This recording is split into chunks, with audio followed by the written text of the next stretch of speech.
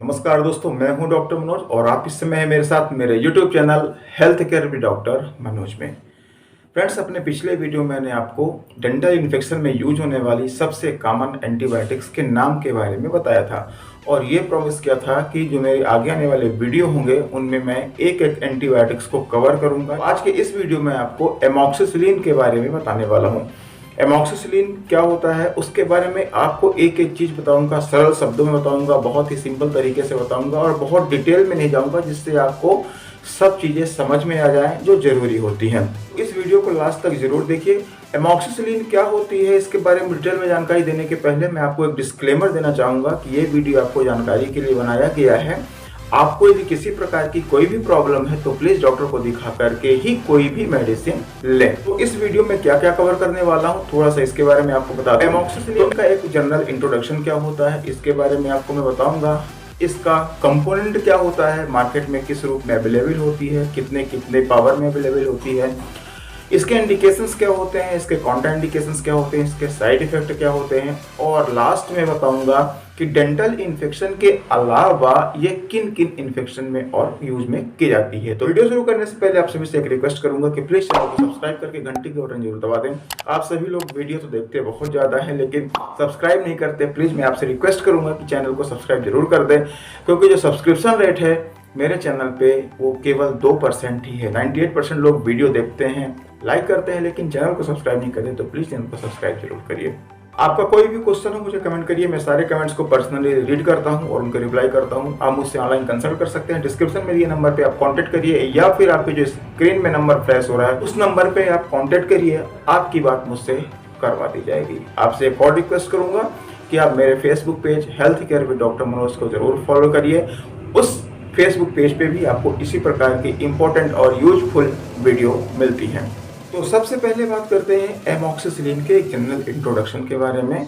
तो amoxicillin semi synthetic penicillin antibiotic group की एक मेडिसिन होती है। यह मार्केट में इंजेक्शन के फॉर्म में, टैबलेट के फॉर्म में, कैप्सूल के फॉर्म में, सैचेट के फॉर्म में और ड्राई सिरप के फॉर्म में भी अवेलेबल है। यह प्लेन एमॉक्सिसिलिन के रूप में अवेलेबल है और साथ में पोटेशियम क्लेवुलेनिक एसिड के कॉम्बिनेशन पैक के रूप में भी अवेलेबल है।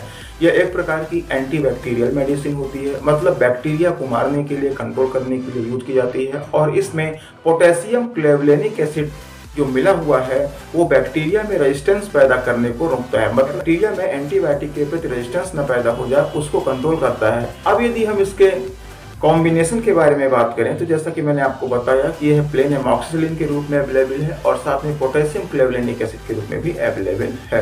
प्लेन एमॉक्सिसिलिन के रूप में 500 मिलीग्राम में अवेलेबल है और पोटेशियम क्लेवुलेनिक एसिड के साथ इसके अलग अलग पावर की मेडिसिन अवेलेबल है। जैसे 375 मिलीग्राम के साथ 250 मिलीग्राम एमॉक्सिसिलिन होता है और 125 मिलीग्राम पोटेशियम क्लेवुलेनिक एसिड होता है।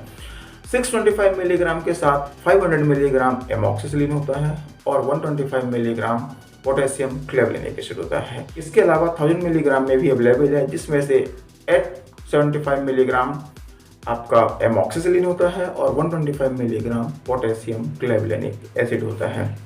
अब यदि हम इसके डोज के बारे में बात करें तो मैं आपको एक चीज क्लियर कर दूं कि किसी भी मेडिसिन का डोज 2-3 फैक्टर पर डिसाइड होता है। मतलब पेशेंट की एज क्या है, पेशेंट का बॉडी वेट कितना है और पेशेंट जिस भी डिजीज से, जिस भी इन्फेक्शन से सफर कर रहा है उसकी सीवियरिटी कितनी है। यहाँ पे आपको मैं केवल डेंटल इन्फेक्शन के अकॉर्डिंग ही डोज के बारे में बताऊंगा। तो सबसे पहले बात करें कि यदि माइनर इन्फेक्शन है, स्टार्टिंग में इन्फेक्शन है, डेंटल इन्फेक्शन है, तो ऐसे में प्लेन एमॉक्सिसिलिन 500 मिलीग्राम दिन में 3 बार दिया जाता है खाना खाने के बाद। यदि मान लीजिए कोई प्रेग्नेंट लेडी है तो जनरली अपने मन से मेडिसिन नहीं लेनी चाहिए। आपको अपने डॉक्टर से, जो गायनेकोलॉजिस्ट हैं, उनको एक बार कंसल्ट कर दें और उसके बाद अपने डेंटल डॉक्टर से कंसल्ट करें। उसके बाद ही उनके अकॉर्डिंग, जो दोनों लोग डिसाइड करते हैं, अकॉर्डिंग आपको मेडिसिन लेनी चाहिए। जनरली एमॉक्सिसिलिन सेफ मेडिसिन होती है, प्रेगनेंसी के केस में आप ले सकते हैं, लेकिन डॉक्टर की सलाह लेना बहुत ज़्यादा जरूरी हो जाता है। प्लेन एमॉक्सिसिलिन भी दिया जा सकता है 500 मिलीग्राम में और कॉम्बिनेशन डोज यानी एमॉक्सिसिलिन पोटेशियम क्लेवुलेनिक एसिड के साथ भी दिया जा सकता है। यदि हम बच्चों की बात करें तो कोई ऐसा बच्चा है जो जनरली 3 से 6 साल के बीच में है, हालांकि इस उम्र में 3 से 4 साल के बीच में जनरली डेंटल इन्फेक्शन होने के चांस कम है। लेकिन यदि बच्चे बहुत ज़्यादा चॉकलेट या मीठा खाते हैं, ढंग से ब्रशिंग करनी नहीं हो पाती, उनके दांतों की सफाई नहीं हो पाती, तो उस केस में उनको भी इन्फेक्शन हो जाता है। अब वो कैप्सूल या टैबलेट खा नहीं पाते, इस केस में ड्राई सिरप अवेलेबल है, तो 3 से लेकर के 5 ml खाना खाने के बाद बीडी डोज में ये भी दिया जाता है। कोई ऐसा बच्चा है जो 6 साल से लेकर के और 12-13 साल के बीच में है, तो उसके लिए 375 मिलीग्राम वाली जो एमॉक्सिलिन पोटेशियम क्लोराइड के सेट का कॉम्बिनेशन पैक होता है, ये दिया जाता है दिन में 2 बार, यानी बीडी डोज में खाना खाने के बाद। एडल्ट डोज की बात करें तो एडल्ट डोज में 625 मिलीग्राम खाना खाने के बाद बीडी डोज में दिया जाता है, यानी दिन में 2 बार। यदि बहुत ज़्यादा इन्फेक्शन है तो दिन में 3 बार भी दिया जा सकता है।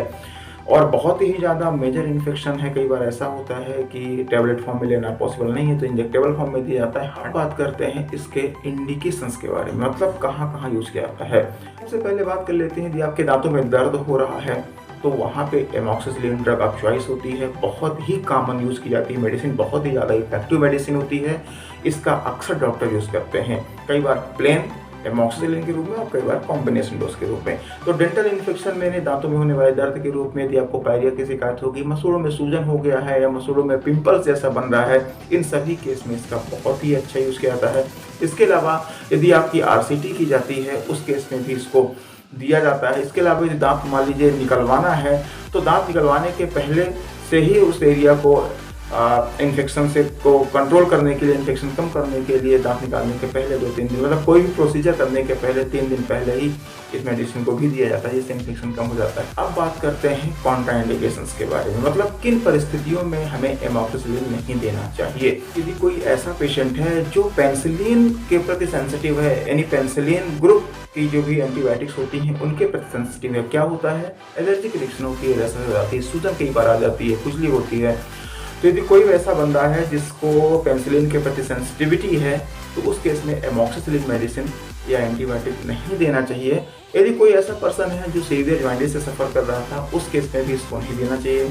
या कोई ऐसा पर्सन है जो सीवियर लिवर डिजीज से सफ़र कर रहा है, जैसे लिवर सिरोसिस हो गया, उस केस में भी ये मेडिसिन कॉन्ट्राइंडिकेटेड होती है। बात करते हैं इसके साइड इफेक्ट के बारे में। देखिए, कोलरी बहुत मेजर साइड इफेक्ट नहीं होते हैं, लेकिन फिर भी कुछ ना कुछ किसी पेशेंट को इससे कुछ कॉमन साइड इफेक्ट आते हैं, जैसे नौजिया हो गया, मतलब जी मचलाना हो गया, वॉमिटिंग हो गया, डायरिया हो गया, यानी लूज मोशन लगने की शिकायत हो गई, या डिजनेस होती है किसी किसी को, स्किन रैशेस हो जाते हैं किसी किसी को स्वेलिंग भी आ जाती है, किसी को आपके स्किन में प्रॉब्लम हो सकती है, और किसी को हेडेक भी हो जाता है।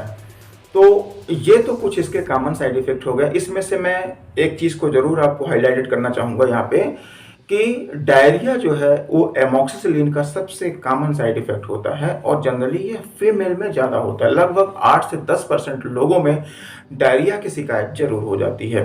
तो इस केस में आपने अक्सर देखा होगा कि आपके डॉक्टर आपसे पूछते हैं कि दवाई लेने पे, कोई भी मेडिसिन लेते हैं तो आपको पेट में जलन तो नहीं होती, बाथरूम में जलन तो नहीं आती है, या फिर आपको लूज मोशन लगने की शिकायत तो नहीं होती, पेट में दर्द तो नहीं बनता। और यदि आपने कभी डॉक्टर को ऐसे हिस्ट्री दी, तो उस केस में वो जनरली पीपीआई यानी एंटासिड की जो मेडिसिन होती हैं, गैस को बनने से रोकने के लिए मेडिसिन होती है, वो देते हैं, और साथ में प्रीबायोटिक मेडिसिन भी देते हैं। ईयर इन्फेक्शन के अलावा यह ओटाइटिस मीडिया यानी ईयर इन्फेक्शन में बहुत ज़्यादा काम करती है। इसके अलावा गले के इन्फेक्शन में, जैसे सोर थ्रोट हो गया या टॉन्सिलाइटिस हो गया, उस केस में बहुत अच्छा काम करती है। इसके अलावा रिस्पायरेटरी ट्रैक इन्फेक्शन में, यानी हमारे जो श्वास संबंधित जो हमारा आप कह सकते हैं सिस्टम होता है, उसमें बहुत अच्छा काम करता है। जैसे निमोनिया हो गया, ब्रोंकाइटिस हो गया, बहुत ही अच्छी मेडिसिन होती है, बहुत इफेक्टिव होती है।